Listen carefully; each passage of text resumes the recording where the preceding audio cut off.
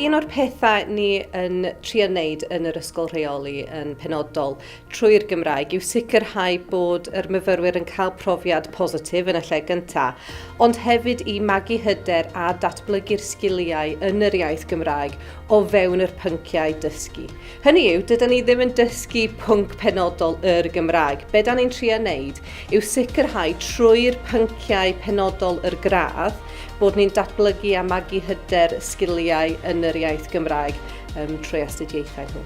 Nawr, mae hynna'n bwysig i'n myfyrwyr ni, oherwydd maen nhw'n cael yr un profiad, ond maen nhw'n cael hefyd falle dipyn bach yn fwy trwy dysgu trwy'r Gymraeg. So un o'r pethau sydd yn dda ar gyfer y ddarpariaeth Cymraeg yw bod ein grwpiau ni yn llai yn arferol. Be da ni'n edrych am yw helpu'r myfyrwyr i datblygu sgiliau iaith o fewn yr pwnc sydd yn hynod o bwysig i ni, lle bod nhw'n gallu ceisio am swyddi yn yr dyfodol, gyda hyder i ddeud bod nhw yn gallu ac yn medru gweithio trwy'r Gymraeg.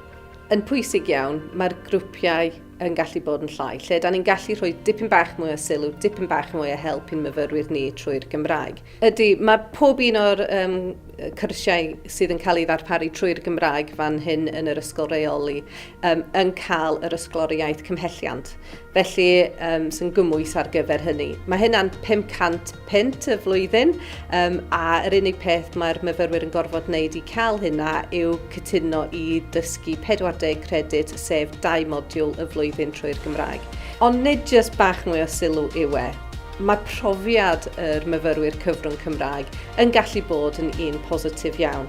O ran, maen nhw'n cwrdd â cwmnïau sydd yn gallu cynnig swyddi iddyn nhw ar ddiwedd yr gradd.